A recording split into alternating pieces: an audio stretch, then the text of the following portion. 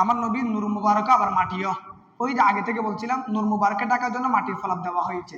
সেজন্য আমার নবী হাকিকত নূর, আর দুনিয়াবি মানব আকৃতিতে উনি বসন মাটির।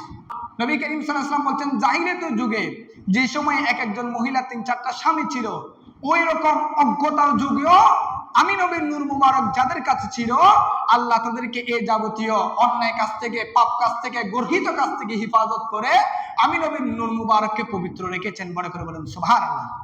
এমনকি ওয়া ইন্নী আনজুরু ইলান নুজুমি, চাঁদ সূর্য ওই সময়ে চন্দ্র তারকা এগুলো নূর নেওয়ার জন্য মা আমেনা রাদিয়াল্লাহু তাআলার ঘরের দিকে ঝুঁকে পড়েছে। 9 আশহুরিন, 9 মাস আমি ওই নূর মুবারককে গর্ভের মধ্যে রেখেছিলাম। কিন্তু অন্যান্য স্বাভাবিক মহিলাদের যেমনি ভাবে পেট ফুলে যায়, তাদের একটা গর্ভের যে অবয়ব চিহ্ন দেখা যায়, সেরকম কোন চিহ্ন আমি আমেনার গর্ভের মধ্যে ছিল না। বড় করে বলুন সুবহানাল্লাহ। আমাদের জন্ম যেভাবে হয়, বিবাহের পরে যেভাবে হয়, ওভাবে আমার নবীর জন্ম হয় নাই। আমার নবীর নূর মুবারকের আস্তে আস্তে হযরত আব্দুল্লাহ রাদিয়াল্লাহু তাআলা কবর মুবারকের মধ্যে এসেছেন। সরাসরি কবর মুবারক থেকে প্রথম দিনে মা আমেনা রাদিয়াল্লাহু তাআলা আনহার রহিমের মধ্যে আল্লাহ ফেরেশতার মাধ্যমে ট্রান্সফার করেছেন। বড় করে বলুন সুবহানাল্লাহ। কি করেছেন? ফেরেশতার মাধ্যমে ট্রান্সফার করেছেন। আমরা যেভাবে নাফাক পানি দিয়ে হয়েছে এভাবে হয় নাই, সরাসরি নূরের মাধ্যমে হয়েছেন। সেজন্য মা আমেনা রাদিয়াল্লাহু তাআলা গর্ভের মধ্যে কোনো কি ছিল না, সিনড্রোম ছিল না, কোনো আলামত ছিল না। সম্মানিত হাজরিন, তাহলে এখান থেকে বোঝা গেল আমার নবী এরকম আমরা যেভাবে নাফাক পানি দিয়ে সৃষ্টি হয়েছে সেভাবে হয় নাই। হযরত জিবরাইল আমিন আলাইহিস সালাতু ওয়াস সালাম জান্নাতের অসংখ্য ফেরেশতাদেরকে নিয়ে দুনিয়ার মধ্যে অবতরণ করলেন। অবতরণ করার পরে আমার নবীর রওজা মুবারক যেখানে, সেখান থেকে এক মুষ্টি মাটি নিলেন। বড় করে বলেন সুবহানাল্লাহ। আল্লাহ বলেন, হে আদম, আমি তোমাকে সৃষ্টি করেছি মাটি দিয়ে।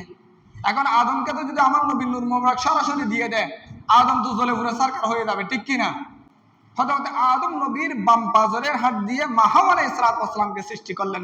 আল্লাহ যখন আমার নবীর নূর মুবারক আদমের ভিতরে ঢুকাই দিলেন, ঢুকাই দেওয়ার পর আল্লাহ হুকুম করেছেন, আন্নাল মালাইকাতা উমিরু বিসসুজুদি, হে আমার সমস্ত ফেরেশতারা তোমরা এখন আদমকে সিজদা করো। আল্লাহ রাব্বুল আলামিন হযরতে আদম আলাইহিস সালাতু ওয়াস সালামের দেহ, বডি, শরীর, এই শরীর সৃষ্টি করার আরো হাজার হাজার বছর পূর্বে হযরত আদম আলাইহিস সালাতু ওয়াস সালামের রূহ সৃষ্টি করেছেন। বড় করে বলুন সুবহানাল্লাহ। যেমন হাদিসে পাকের মধ্যে এসেছেন, আন্নাল্লাহা খালাকাল আরওয়াহ ক্বাবলাল আজসাম। নবী করিম সাল্লাল্লাহু আলাইহি ওয়াসাল্লাম বলছেন যে আল্লাহ মানুষের আজসাম, দেহ সৃষ্টি করার আরো অনেক বছর আগে আরওয়াহ, তাদের রূহগুলোকে সৃষ্টি করেছেন। বড় করে বলুন সুবহানাল্লাহ। রূহর বহু বচন হলো আরওয়াহ। তাহলে আল্লাহ রাব্বুল আলামিন মানুষের দেহ, এই যে হযরত আদম আলাইহিস সালাতু ওয়াস সালামকে আল্লাহ সৃষ্টি করেছেন ফেরেশতাদের মাধ্যমে মাটি তৈরি করে। হযরত আদম আলাইহিস সালাতু ওয়াস সালামের 60 যারা মাটির মাধ্যমে যে 60 গজ লম্বা যে দেহ সৃষ্টি করেছেন, এই দেহ সৃষ্টি করে আরো অনেক বছর আগে আদম নবীর রূহ সৃষ্টি করেছেন। বড় করে বলেন সুবহানাল্লাহ। সম্মানিত হাজরিন, হযরত ইমাম কুসতালানী রহমাতুল্লাহ আলাইহি উনি একটা হাদিস নোট করেছেন। আমি গত জুমার মধ্যে একটু করে বলেছিলাম, আল্লাহ রাব্বুল আলামিন রূহের জগতের মধ্যে সমস্ত মানুষের রূহগুলোকে একত্রিত করলেন। একত্রিত করার পরে সেখান থেকে নবীদের রূহগুলোকে আলাদা করলেন। আলাদা করার পরে আল্লাহ তাদের জন্য একটা শপথ বাক্যর ব্যবস্থা করলেন। ওয়াইযা আখাযাল্লাহু মিসাকান নাবিয়্যিনা লামা আতাইতুকুম মিন কিতাবিন ওয়া হিকমা। আল্লাহ যখন নবীদের রূহগুলোকে আলাদা করলেন, আলাদা করার পরে তাদের সামনে একটা নূর প্রকাশ হলো, যে নূর তাদের রূহগুলোকে আবৃত করে ফেললো। তখন ওই সমস্ত নবী রাসূল রূহের জগতে রূহগুলো আল্লাহকে প্রশ্ন করতেছে, ও বাড়ি ইলাহি, এই যে আমাদেরকে একটা নূরে আবৃত করে ফেলেছে, ঢেকে ফেলেছে, এই নূরটা কার? তখন আল্লাহ রাব্বুল আলামিন বলছেন যে এই নূরটা হলো আমার বন্ধু হাবিব, জিনার নাম আসমানের মধ্যে আহমদ, জমিনের মধ্যে মোহাম্মদ হবে। বড় করে বলুন সুবহানাল্লাহ। এরপর আল্লাহ বলছেন, হে নবী রাসূল শুনো, যে নূর তোমাদেরকে আবৃত করে ফেলেছে, ঢেকে রেখেছে, ওই নূর হলো তোমাদের সমস্ত নবীদের সরদার, যিনাকে সর্বপ্রথম সৃষ্টি করা হয়েছে এবং প্রেরণের ক্ষেত্রে সবার শেষে প্রেরণ করা হবে। ওই নবীর উপর যদি তোমরা ঈমান আনো, ওই নবীকে যদি তোমরা মানো, তাহলে আমি আল্লাহ তোমাদেরকে নবুয়ত দান করব এবং কিতাব দান করব। বড় করে বলেন সুবহানাল্লাহ। তখন প্রত্যেক নবী রাসূল আল্লাহর দরবারে আল্লাহ দরবার আরজি করলেন, ও বার ইলাহি, আপনি যেটা বললেন সেটা, আমরা আপনার এই হাবিবকে মহব্বত করব, আপনার হাবিবকে নবী হিসেবে মানবো, ওনার উপরে ঈমান আনবো। বড় করে বলেন সুবহানাল্লাহ। এই কথা বলার পর আল্লাহ রাব্বুল আলামিন বলেন, ওয়াইদ আখাযাল্লাহু মিসাকান নাবিয়্যিনা লামা আতাইতুকুম মিন কিতাবিন ওয়া হিকমা। আল্লাহ রাব্বুল আলামিন বলেন, হে নবী রাসূলের রূহ, তোমরা শোনো, তোমরা শুধু মুখে বললে হবে না, এই মুখে যে তোমরা বলেছো এর সাক্ষী লাগবে, সাক্ষী ছাড়া হবে না। আমি আল্লাহ সাক্ষী থাকলাম, তোমরা আমি আল্লাহর সাথে সাথে তোমরা শপথ বাক্য পাঠ করো। আল্লাহ রাব্বুল আলামিন বলেন, ওয়াইদ আখাযাল্লাহু মিসাকান নাবিয়্যিনা, হে সমস্ত নবী রাসূল তোমরা আমার সাথে অঙ্গীকার করো, সুম্মা জাআকুম রাসূলুম, যে নূর তোমাদেরকে আবৃত করে রেখেছে, ওই নূর যখন দুনিয়ার মধ্যে প্রকাশ হবে, প্রকাশ হওয়ার সাথে সাথে তোমরা তোমাদের নবুয়ত বন্ধ করে দিয়ে, তোমরা তোমাদের স্ব কিতাব বন্ধ করে দিয়ে, লা তুমিনুন্না বিহি ওয়া লা তানসুরুন্না, এই নবীর উপর ঈমান আনবে এবং এই নবীকে তোমরা সব সময় সহযোগিতা করবে। উচ্চ আওয়াজে বলুন সুবহানাল্লাহ। তাহলে এটা রূহের জগতের আলোচনা। এখনো নবীদের দেহ সৃষ্টি করা হয় নাই। এই যে আমি একটু আগে বললাম, আন্নাল্লাহ খালাকাল আরওয়াহা ক্বাবলাল আজসাম, মানুষের দেহ সৃষ্টি করার আগে রূহ সৃষ্টি করেছেন। এখনো আদম নবীর দেহ সৃষ্টি করা হয় নাই, মাত্র রূহ সৃষ্টি করা হয়েছে। আর রূহ সৃষ্টি করার পরে আল্লাহ সমস্ত নবী রাসূল থেকে অঙ্গীকার নিলেন, হে সমস্ত নবী রাসূল শোনো, তোমাদেরকে দুনিয়ার মধ্যে পাঠাবো, তোমাদের কাউকে নবীর দায়িত্ব দেওয়া হবে, কাউকে রাসূলের দায়িত্ব দেওয়া হবে, তোমাদের উপর কিতাব নাযিল করা হবে। কিন্তু কথা হলো, আজকে যে নূর তোমাদেরকে আবৃত করে রেখেছে, ওই নূর যখন দুনিয়ার মধ্যে প্রকাশ হবে, দুনিয়ার মধ্যে যখন আগমন করবে, তোমরা তোমাদের নবুয়তের দায়িত্ব ছেড়ে দিয়ে ওনার উম্মত বনে যাবে, তোমরা তোমাদের কিতাব বন্ধ করে দিয়ে ওনাকে সহযোগিতা করবে। বড় করে বলুন সুবহানাল্লাহ। তাহলে এটা কখনের ঘটনা? মানে দেহ, আল্লাহ কোন বান্দার দেহ শরীর এখনো সৃষ্টি করে নাই, শুধু রূহ সৃষ্টি করেছেন। সম্মানিত হাজরিন, এরপর আল্লাহ রাব্বুল আলামিন কিতাবের মধ্যে এসেছেন, লাম্মা আরাদাল্লাহু আজ্জা ওয়া জাল্লা আন ইয়াখলুকা মুহাম্মাদান আমরা জিবরাইল আলাইহিস সালাতু ওয়াস সালাম। আল্লাহ রাব্বুল আলামিন যখন আমার নবীর দেহ মুবারক সৃষ্টি করার জন্য ইচ্ছা পোষণ করলেন, আল্লাহ রাব্বুল আলামিন যখন আমার নবীর দেহ মুবারক সৃষ্টি করার জন্য ইচ্ছা পোষণ করলেন, তখন জিবরাইল আমিনকে হুকুম দিলেন, হে জিবরাইল, তুমি জমিনের মধ্যে অবতরণ করো, জমিনের অন্তঃস্থল মধ্যবর্তী জায়গা থেকে তুমি এক মুষ্টি মাটি নিয়ে আসো, আর এই মাটি থেকে আমি আমার বন্ধু হাবিবের দেহ মুবারক সৃষ্টি করব। উচ্চ আওয়াজে বলুন সুবহানাল্লাহ। আদম নবীর দেহ না, কার দেহ? আমাদের নবীর দেহ মুবারক। তো ফাআতাহু বিল কবদাতিল বাইদা ইল্লাতী হিয়া মাওদিউ কবরি রাসূলিল্লাহি সাল্লাল্লাহু আলাইহি ওয়াসাল্লাম। হযরত জিবরাইল আমিন আলাইহিস সালাতু ওয়াস সালাম জান্নাতের অসংখ্য ফেরেশতাদেরকে নিয়ে দুনিয়ার মধ্যে অবতরণ করলেন। অবতরণ করার পরে আমার নবীর রওজা মুবারক যেখানে, সেখান থেকে এক মুষ্টি মাটি নিলেন। বড় করে বলেন সুবহানাল্লাহ। এবং মাটিগুলো ছিল সাদা। মাটিগুলো কি ছিল? সাদা। আপনি দেখবেন আমাদের সচরাচর এরকম যে আমাদের জমি ভূমি, এখানের মধ্যে মাটি একরকম, পাহাড়ের গুলো আর এক রকম, ঠিক কিনা? বিভিন্ন জায়গার মাটি এক এক রকম হয়।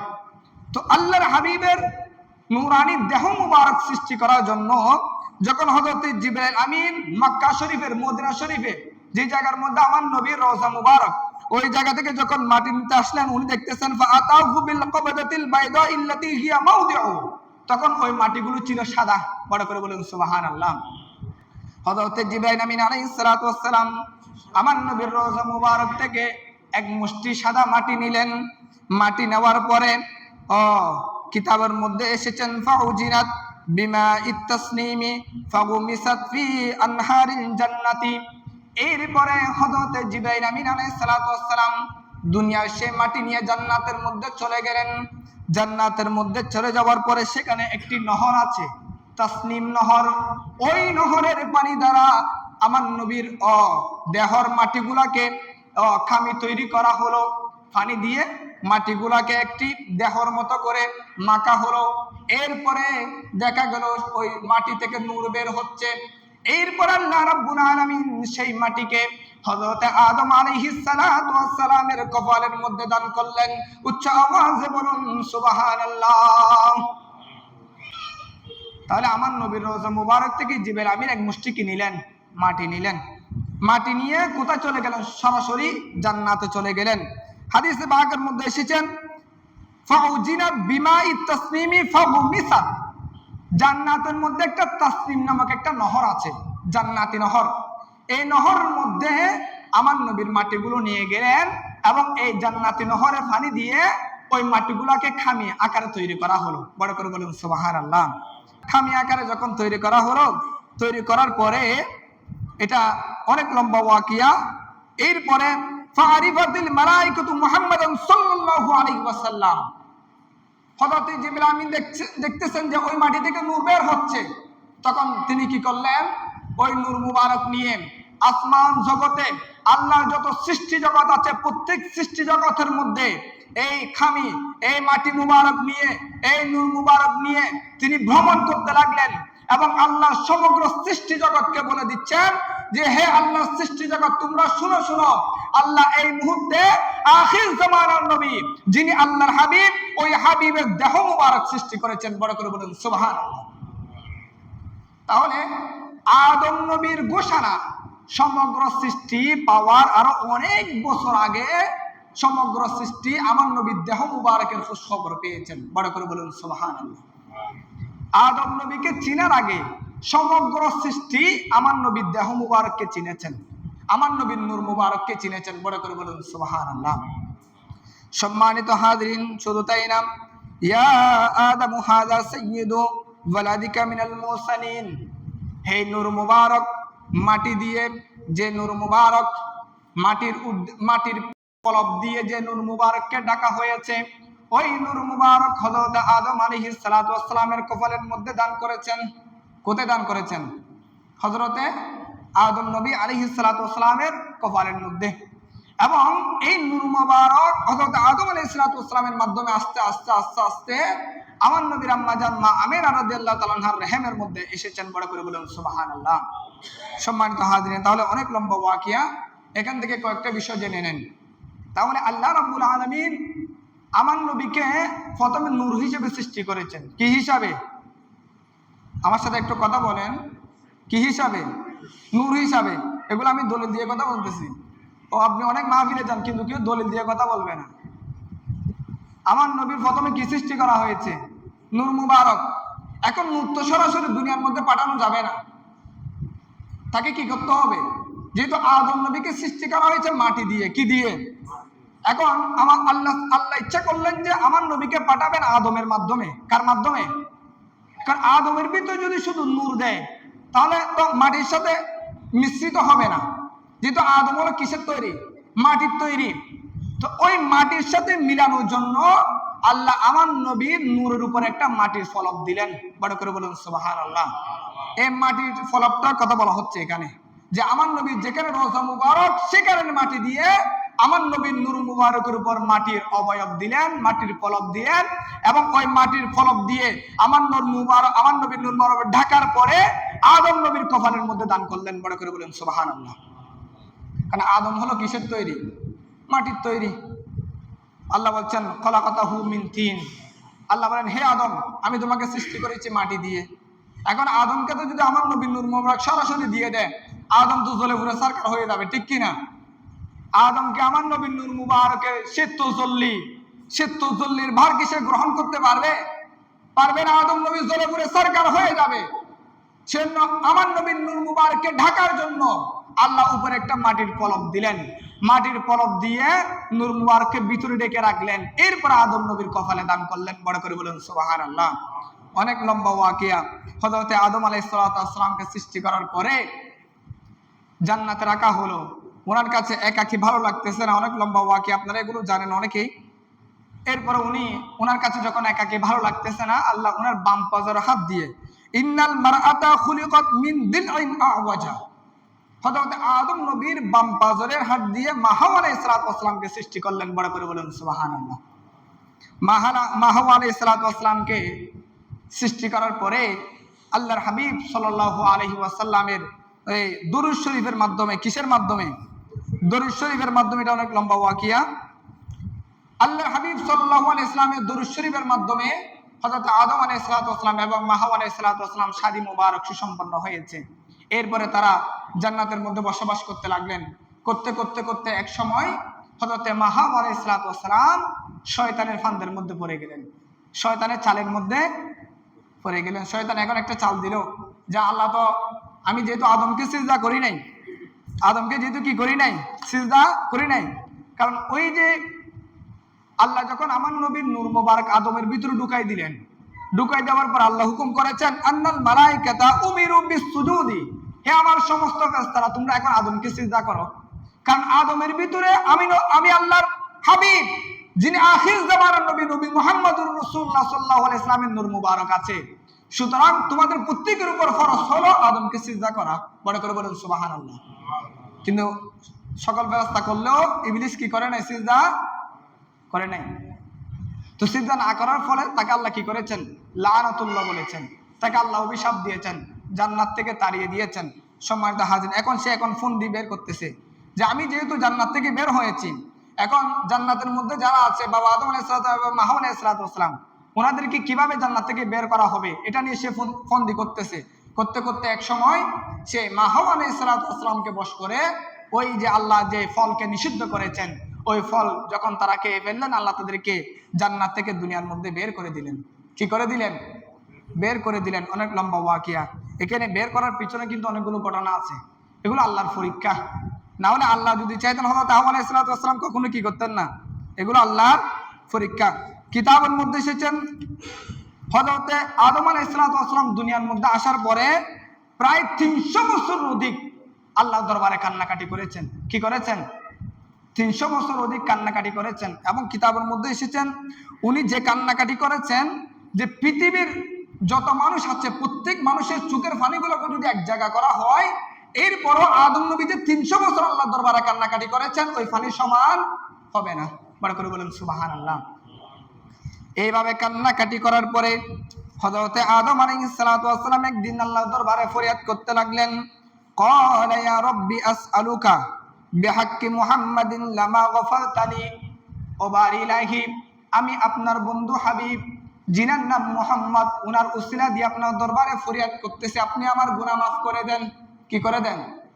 গুনাহ মাফ করে দেন। তখন আল্লাহ রাব্বুল আলামিন বলেন ফাকালা আল্লাহু আজ্জা ওয়া জাল্লা ইয়া আদম ওয়া কাইফা আরাফতা মুহাম্মাদান। আল্লাহ বলেন হে আদম তুমি মুহাম্মদকে কিভাবে চিনো? কারণ মুহাম্মদের দেহ তো এখনো কি করা হয় নাই, তৈরি করা হয় নাই, তুমি তাকে কিভাবে চিনো? ওয়ালাম আখলুকুহু, আল্লাহ বলেন তাকে এখনো সৃষ্টি করা হয় না, দেহ শুধু সৃষ্টি করা হয়েছে, তুমি তাকে কিভাবে চিনো? তখন আদম নবী বলতেছেন ক্বালা লিআন্নাকা ইয়া রাব্বি লাম্মা খলাকতানি বিয়াদিকা ওয়া নাফাখতা ফিয়া মির রূহিকা রাফাআতু রাসি ফারাআইতু আলা কওয়াইমিল আরশি মাকতুবান। ও বারি ইলাহি, আমি আদমকে যখন আপনি সৃষ্টি করলেন, সৃষ্টি করার পরে আমি আদমের ভিতরে যখন রূহ দিলেন, রূহ দেওয়ার পর আমি আপনার আরশের দিকে তাকালাম, তাকানোর পর আমি আপনার আরশের মধ্যে একটি কলমা দেখতে পেলাম, লা ইলাহা ইল্লাল্লাহু মুহাম্মাদুর রাসূলুল্লাহ। এটা দেখার পরে ফাআলিমতু, আমি আদম বুঝতে পারলাম আপনি রবের সাথে যিনার নাম লেখা আছে নিঃসন্দেহ উনি আপনার কোনো মকবুল বান্দা। সেজন্য আমি ওই নামের উসিলা দিয়ে আপনার দরবারে ফরিয়াদ করতেছি, ও বারি ইলাহি আপনি আপনার বন্ধু হাবিবের মুহাম্মদ নামের উসিলায় আমি আদমকে ক্ষমা করে দেন। বড় করে বলেন সুবহানাল্লাহ। এরপর আল্লাহ রাব্বুল আলামিন বলেন ফাকালা আল্লাহু আজ্জা ওয়া জাল্লা সাদাকাতা ইয়া আদম। আল্লাহ বলেন হে আদম তুমি সত্য বলেছো, হে আদম তুমি সত্য বলেছো। তুমি 300 বছর কান্নাকাটি করার পরে আমার বন্ধু হাবিবের নাম দিয়ে আমি আল্লাহর দরবারে ফরিয়াদ করেছো। হে আদম তুমি যদি 300 বছর আগে ওই নামের উসিলা দিয়ে ফরিয়াদ করতে তাহলে তোমার গুনাহ মাফ করে দিতাম। তুমি ওই নামের উসিলা ধরো না বিদায়, ওই নাম তোমার অগোচরে ছিল বিদায় 300 বছর তুমি জমিনের মধ্যে কান্নাকাটি করেছো। সেজন্য আল্লাহ রাব্বুল আলামিন বলেন ইন্নাহু লা ইউহিব্বুল খালকি। হে আদম তুমি আমি আল্লাহর নামের সাথে যে নাম দেখেছো মুহাম্মদ, ওই নামকে আমি আল্লাহ বেশি মহব্বত করি। ওয়া ইন সাআলতানি বিহাক্কিহি ফাকাদ গফারতু লাকা, যেহেতু ওই নামের উসিলা ধরেছো সুতরাং ওই নামের উসিলায় আমি আল্লাহ তুমি আদমকে মাফ করে দিলাম। উচ্চ আওয়াজে বলুন সুবহানাল্লাহ। আমার নবীর নামের উসিলা ধরার সাথে সাথে আল্লাহ বাবা আদমের গুনাহ মাফ। গুনাহ মানে ওই যে ভুল করেছেন, এটা তো গুনাহ না, আল্লাহ একটা পরীক্ষা। আল্লাহ ওই পরীক্ষার মধ্যে ওনাকে ক্ষমা করে দিলেন। বড় করে বলুন সুবহানাল্লাহ। এরপর ওয়ালাউলা মুহাম্মাদুন মা খলাকাতুকা, আল্লাহ বলেন হে আদম, আমি যদি ওই মুহাম্মদকে সৃষ্টি না করতাম, যিনার নাম আমি আল্লাহর নামের সাথে লেখা আছে, উনাকে যদি সৃষ্টি না করতাম তাহলে তুমি আদমকেও সৃষ্টি করতাম না। সুবহানাল্লাহ। আল্লাহ আম নবীর সৃষ্টি না করলে আদম নবীর সৃষ্টি। তাহলে দেখেন এখানের মধ্যে রাসূল করিম সাল্লাল্লাহু আলাইহি ওয়াসাল্লামের যে বর্ণনা যে হযরত আদম আলাইহিস সালাতু ওয়াস সালাম একমাত্র আমার নবীর উসিলা দিয়েছেন বিদায় আল্লাহ আদম নবী যে এই আল্লাহর যে নিষিদ্ধ ফল যে উনি খেয়ে ফেলেছেন, আল্লাহ এরপরে যে উনি অনুতপ্ত হয়েছেন, আল্লাহ তার অনুতপ্তকে কবুল করে তাকে তার এই ভুলকে সংশোধন করার জন্য আল্লাহ তাকে আবার ওই আগের মতো মকবুল বান্দা হিসেবে বেছে নিয়েছেন। বড় করে বলুন সুবহানাল্লাহ। সম্মানিত হাজিরিন, এখানের মধ্যে একটা বিষয় মনে রাখবেন, এখানে আদম নবী ভুল করেন নাই, এটা আল্লাহর একটা পরীক্ষা ছিল। কি ছিল? আল্লাহ একটা, তুমি বলছেন আদম নবী তো গুনাহ করেছেন, ভুল করেছেন, নাউজুবিল্লাহ, ইমান চলে যাবে। ইমান কি চলে যাবে? এটা আদম নবীর ভুল না, এটা আল্লাহ একটা পরীক্ষা। এই যে মাহমুদ আলাইহিস সালাতু ওয়াস সালাম প্রথমে গুন্ডুম বল খেয়েছেন কে? মাহমুদ আলাইহিস সালাতু ওয়াস সালাম। সেজন্য আল্লাহ রাব্বুল আলামিন মহিলাদেরকে তিনটা বিষয় দিয়েছেন। একটা হলো ফাকালা আদমু রাব্বি যায়্যারাতহু লি হাওয়া ক্বালা ফাইন্নী উআকিবুহা আল্লা তাহমিলা ইল্লা কারহান ওয়ালা তাদআ ইল্লা কারহান ওয়া দাম্মাইতুহা ফি শাহরি মাররাতাইন। এইজন্য আল্লাহ তাদেরকে তিনটি বিষয় দিয়েছেন। একটা হলো তাদের সন্তান গর্ভের মধ্যে ধারণ করতে কষ্ট হবে। কি হবে? 9 মাস গর্ভের মধ্যে সন্তান ধারণ করবে, কিন্তু অনেক কষ্টের বিনিময়ে। দ্বিতীয় নম্বর, তাদের সন্তান লালন পালন করতে কি হবে? কষ্ট হবে। তৃতীয় নম্বর হলো তাদের একটা মাসে একটা রোগের ব্যবস্থা আল্লাহর তরফ থেকে করে দেওয়া হয়েছে। এই তিনটা কি জন্য করে দেওয়া হয়েছে? ওই যে গুন্ডুম ফল খেয়েছেন সেজন্য। সম্মানিত হাজরিন, তাহলে এখান থেকে আমরা বুঝলাম যে আল্লাহ রাব্বুল আলামিন আদম আলাইহিস সালাতু ওয়াস সালামকে সৃষ্টি করার পর জান্নাতে রাখলেন। সেখান থেকে একটা কারণে ওনাকে আবার বের করে দেওয়া হয়েছে। দুনিয়ার মধ্যে এসে 300 বছর কান্নাকাটি করার পরে আমার নবীর নাম মুবারক নিয়ে যখন উসিলা ধরলেন, আল্লাহর সাথে সাথে আদম নবীকে ক্ষমা করে দিলেন। বড় করে বলুন সুবহানাল্লাহ। সম্মানিত হাজরিন, শুধু তাই না, এভাবে করে আমি গত জুমার মধ্যে আলোচনা করেছিলাম যে হযরতে আদম আলাইহিস সালাতু ওয়াস সালামের শরীর মুবারকে যখন আমার নবীর নূর মুবারক দেওয়া হয়েছে, আদম নবী আলাইহিস সালাতু ওয়াস সালাম দুনিয়া থেকে যাওয়ার আগে উনি ওনার পুত্র হযরতে শীশ আলাইহিস সালাতু ওয়াস সালামকে ওসিয়ত করেছেন, হে শীশ শুনো, রুয়ে জগতের মধ্যে তুমি যে নূর দেখেছো, ওই নূর আমি আদমের মাধ্যমে তোমার আম্মার গর্ভের মধ্যে ছিল, হাওয়া আলাইহিস সালাতু ওয়াস সালামের। সেখান থেকে তুমি শীষের কবরের মধ্যে দেওয়া হয়েছে। এভাবে করে বংশ পরম্পরায় যেতে যেতে যেতে যেতে হযরতে মা আমিনা রাদিয়াল্লাহু তাআলা আনহার রহম মুবারকের মধ্যে এসেছেন। বড় করে বলুন সুবহানাল্লাহ। সম্মানিত হাজরিন, তবে এখানে অনেকগুলো রওয়ায়াত আছে যে আমরা অনেকে মনে করি যে রাসূল পাক সাল্লাল্লাহু আলাইহি ওয়াসাল্লামের নূর মুবারক যারা বহন করেছে, অনেকে তো আমার নবীর মা বাবাকে জাহান্নামী বলে। বড় করে বলুন নাউজুবিল্লাহ। যে ওনারা কি ছিল না ইসলামের মধ্যে, মানে ওই সময়ের মধ্যে জাহিলিয়াতের যুগ, কলমা পড়ার কি হয় না, সুযোগ হয় না, এরকম অনেকে বলে। অথচ আল্লাহ রাব্বুল আলামিন কোরআনে পাকের মধ্যে বলছেন যে ওয়াতাকাল্লুবুকা বিস-সাজিদিন, যারা সদা সর্বদা আমি আল্লাহকে সিজদা করেছে, তাদের মাধ্যমে আমি আল্লাহ আমার বন্ধু হাবিবের নূর মুবারক পৃথিবীর মধ্যে পাঠিয়েছি। বড় করে বলুন সুবহানাল্লাহ। এবং নবী করিম সাল্লাল্লাহু আলাইহি ওয়াসাল্লাম ইরশাদ করেছেন, মা ওয়ালাদানি মিন সিফাহি আহলিল জাহিলিয়াতি শাইউন মা ওয়ালাদানি ইল্লা নিকাহুন কি নিকাহিল ইসলাম। নবী করিম সাল্লাল্লাহু আলাইহি ওয়াসাল্লাম বলছেন, জাহিলিয়াতের যুগে যে সময় এক একজন মহিলা 3-4টা স্বামী ছিল, ওই রকম অজ্ঞতার যুগেও আমি নবীর নূর মুবারক যাদের কাছে ছিল, আল্লাহ তাদেরকে এই যাবতীয় অন্যায় কাজ থেকে, পাপ কাজ থেকে, গর্হিত কাজ থেকে হিফাজত করে আমি নবীর নূর মুবারককে পবিত্র রেখেছেন। বড় করে বলুন সুবহানাল্লাহ।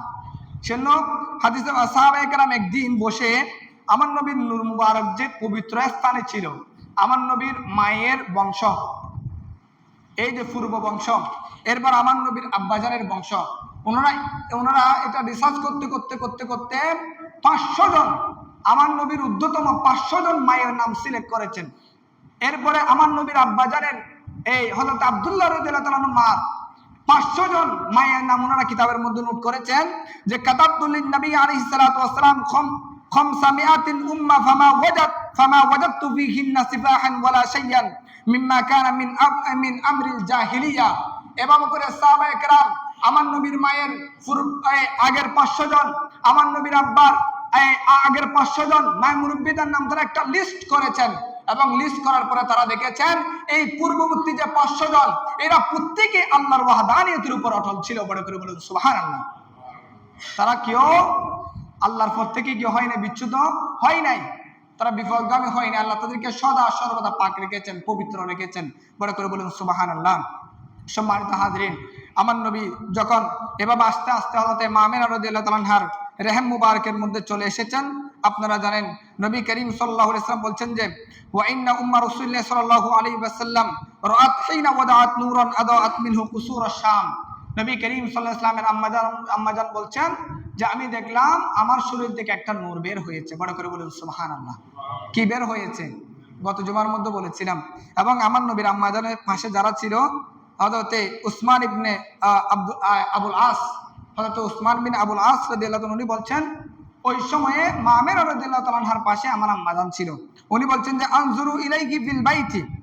আল্লাহর হাবিব যখন দুনিয়ার মধ্যে আসলেন, আসা মাত্র আমরা দেখলাম মা আমিনা রাদিয়াল্লাহু তাআলা আনহার নূরানি রহম মুবারক থেকে একটা নূর বের হয়েছে, যে নূর ইলাইহি ফিল বাইতি ইল্লা নূরুন, সারা ঘরকে আলোকিত করে ফেলেছিল। বড় করে বলুন সুবহানাল্লাহ। এমনকি ওয়া ইন্নী আনজুরু ইলান নুজুমি, চাঁদ সূর্য ওই সময়ে চন্দ্র তারকা এগুলো নূর নেওয়ার জন্য মা আমিনা রাদিয়াল্লাহু তাআলার ঘরের দিকে ঝুঁকে পড়েছে। বড় করে বলুন সুবহানাল্লাহ। এগুলো সবগুলো হাদিস। এরপরে আরো অনেক অনেক রাওয়ায়াত। এবং হযরতে আম্মাজান মা আমিনা রাদিয়াল্লাহু তাআলা আনহা বলেন আন্নাহু বাকিয়া ফি বাতনি উম্মিহি। মানুষ যখন সন্তান যখন গর্ভের মধ্যে আসে এক এক মাসে এক এক রকম পরিবর্তন হয়, ঠিক কিনা? 2-3 মাস 3 মাস 4 মাস যখন হয় শরীর একটু একটু কি হয়, বেড়ে যায়। মানুষ এই দূর থেকে কি করতে পারে যে উনি গর্ভবতী, শরীরের অবয়বের মাধ্যমে বুঝতে পারে। হযরতে আম্মাজান মা আমিনা রাদিয়াল্লাহু তাআলা আনহা বলেন আন্নাহু বাকিয়া ফি বাতনি উম্মিহি। অন্যান্য মানুষের যেভাবে পেট একটু ফুলে যায়, কিন্তু আমিনার ওই রকম পেটের মধ্যে কোনো চিহ্ন ছিল না। 9 আশহুরিন, 9 মাস আমি ওই নূর মুবারককে গর্ভের মধ্যে রেখেছিলাম, কিন্তু অন্যান্য স্বাভাবিক মহিলাদের যেমনি ভাবে পেট ফুলে যায়, তাদের একটা গর্ভের যে অবয়ব চিহ্ন দেখা যায়, সেরকম কোনো চিহ্ন আমি আমিনার গর্ভের মধ্যে ছিল না। বড় করে বলুন সুবহানাল্লাহ। ফালা তাশকুরু ওয়াজআন ওয়ালা মাদদান ওয়ালা রিহান। তাহলে দেখেন আমার নবীর নূর মুবারক বিদায় হযরতে মা আমিনা রাদিয়াল্লাহু তাআলা আনহার রেহম কি হয় নাই, ফুলে যায় নাই, স্বাভাবিক যেভাবে বেড়ে যায় সেভাবে বেড়ে যায়নি। সম্মানিত হাজরিন, আল্লাহ তো হযরতে আদম আলাইহিস সালাতু ওয়াস সালামকে সৃষ্টি করেছেন মাটি দিয়ে। কি দিয়ে? ওয়া খালাকাতাহু মিন তিন। আল্লাহ বলে হে আদম আমি তোমাকে সৃষ্টি করেছি মাটি দিয়ে। এভাবে করে হযরতে হাওয়া আলাইহিস সালাতু ওয়াস সালামকে সৃষ্টি করেছেন আদম নবী বাম পাজরের হাত দিয়ে। ঈসা নবীকে সৃষ্টি করেছেন বাতাস দিয়ে। এরপরে আমার আল্লাহ বলেন আমি বান্দাকে সৃষ্টি করেছি ফালিয়ানজুরিল ইনসানু মিম্মা খুলিকা মিম্মা ইন দাফিকিন। আল্লাহ বলে আমি বান্দাকে সৃষ্টি করেছি একটা নাফাক পানি দিয়ে। কি দিয়ে? নাফাক পানি দিয়ে। এটা আল্লাহ কি করেছেন? আমাদেরকে সৃষ্টি করেছেন। আচ্ছা আমার নবীর সৃষ্টিও কি এভাবে হয়েছে? নাউজুবিল্লাহ মিন যালিক। হ্যাঁ, দেখেন আমার নবীর আমরা যেভাবে স্বাভাবিকভাবে দুনিয়ার মধ্যে এসেছি, আমার নবী ওভাবে আসে নাই। আমাদের জন্ম যেভাবে হয়, বিবাহের পরে যেভাবে হয় ওভাবে আমার নবীর জন্ম হয় নাই। আমার নবীর নূর মুবারকের আস্তে আস্তে হযরতে আব্দুল্লাহ রাদিয়াল্লাহু তাআলা কবর মুবারকের মধ্যে এসেছেন। সরাসরি কবর মুবারক থেকে প্রথম দিনে মা আমিনা রাদিয়াল্লাহু তাআলা আনহার রহমের মধ্যে আল্লাহ ফেরেশতার মাধ্যমে ট্রান্সফার করেছেন। বড় করে বলুন সুবহানাল্লাহ। কি করেছেন? ফেরেশতার মাধ্যমে ট্রান্সফার করেছেন। আমরা যেভাবে নাফাক পানি দিয়ে হয়েছে এভাবে হয় নাই, সরাসরি নূরের মাধ্যমে হয়েছেন। সেজন্য মা আমিনা রাদিয়াল্লাহু তাআলা গর্ভের মধ্যে কোনো কি ছিল না, সিনড্রোম ছিল না, কোনো আলামত ছিল না। সম্মানিত হাজরিন, তাহলে এখান থেকে বোঝা গেল আমার নবী এরকম আমরা যেভাবে নাফাক পানি দিয়ে সৃষ্টি হয়েছে সেভাবে হয় নাই। দেখ নূর হযরত আব্দুল্লাহ রাদিয়াল্লাহু তাআলা নূর মুবারক সরাসরি মা আমিনা রাদিয়াল্লাহু তাআলা রহম মুবারকে ট্রান্সফার হয়েছে। সেখান থেকে প্রসেসিং এর মাধ্যমে আল্লাহ রাব্বুল আলামিন আমার নবীকে 9 মাস পরে দুনিয়ার মধ্যে প্রেরণ করেছেন। বড় করে বলুন সুবহানাল্লাহ। হযরত ঈসা নবীকে যখন পাঠিয়েছেন, ঈসা নবীর আব্বা ছিল না, এটা আপনারা জানেন। ঈসা নবীর কি ছিল না? বাবা ছিল না। মরিয়ম আলাইহিস সালাতু ওয়াস সালামের ওনাকে বিয়ে দেওয়া হয় নাই। বিয়ে দেওয়া ছাড়া ওনার গর্ভের মধ্যে ঈসা নবী জন্মগ্রহণ করেছেন। তো সেই জন্য যারা খ্রিস্টান তারা ঈসা নবীকে আল্লাহর পুত্র মনে করে। কি করে? আল্লাহর পুত্র মনে করে। এখন যদি আল্লাহ যদি সেম আল্লাহর হাবিবকে এভাবে করে বাবা ছাড়া যদি দুনিয়ার মধ্যে পাঠাতেন, তাহলে আমরা কি মনে করতাম? আল্লাহর পুত্র মনে করে আমরা ইমান হারা হয়ে যেতাম, ঠিক কিনা? পথভ্রষ্ট হয়ে যেতাম। সেজন্য আমরা যাতে পথভ্রষ্ট না হই, আল্লাহ আমার নবীর নূর মুবারকের উপর একটা মাটির ফলক দিয়ে হযরত আব্দুল্লাহ রাদিয়াল্লাহু তাআলার কপাল থেকে মা আমিনার গর্ভের মধ্যে ওই নূরকে ট্রান্সফার করে সেখানে আল্লাহ কুদরতিভাবে ফেরেশতার মাধ্যমে একটা এরকম আকৃতিতে, মানবী আকৃতিতে সেখানে একটা দেহ তৈরি করলেন। দেহ তৈরি করার পরে সম্পূর্ণ প্রসেসিং যখন শেষ হলো, কারণ 3 মাসে হয়ে গেলে মানুষ আশ্চর্য হয়ে যাবে, 5 মাসে হয়ে গেলে মানুষ কি হয়ে যাবে? আশ্চর্য হয়ে যাবে, মানুষ সেটাকে আল্লাহর পুত্র মনে করবে। সেজন্য স্বাভাবিক মানুষ যেভাবে 9 মাস পরে আসে, আমার নবীকে ঠিক একইভাবে একই প্রসেসে 9 মাস পরে দুনিয়ার মধ্যে প্রেরণ করেছেন। বড় করে বলুন সুবহানাল্লাহ। এভাবে করে দুনিয়ার মধ্যে এই জীবন করতে করতে 40 বছর যখন হয়ে গেল, নবুয়ত প্রকাশ করলেন। এরপর দেখতেছেন নবীর কাছ থেকে বিভিন্ন ঘটনা প্রকাশ পাচ্ছে। আল্লাহর হাবিব যেদিকে যায় সেদিকে ফাতহ সালাম দিচ্ছে, এবং আমার নবীর কোনো ছায়া মুবারক ছিল না। অনেক লম্বা ওয়াকিয়া, যেহেতু সময় নেই, আগামী জুমার মধ্যে আলোচনা করবো এগুলো। আমার নবীর কোনো ছায়া ছিল না, শরীরের মধ্যে মাছি বসতো না। আমার নবী নাকের ফানি সাহাবা একরাম শরীরের মধ্যে মাখতেন, গাম মুবারক শরীরের মধ্যে মাখতেন। আমাদের নাকের ফানি থেকে দুর্গন্ধ বের হয়, আমাদের থুতু থেকে দুর্গন্ধ বের হয়, আমাদের ঘাম থেকে দুর্গন্ধ বের হয়, আমাদের ফসরা পায়খানা থেকে দুর্গন্ধ বের হয়, আমাদের রক্ত থেকে দুর্গন্ধ বের হয়। কেন? কারণ আমরা মাটির তৈরি। আমরা কিসের তৈরি? ওই যে মাটির তৈরি। সেজন্য আমাদের এই যে শরীরে অঙ্গ প্রত্যঙ্গ থেকে দুর্গন্ধ বের হয়।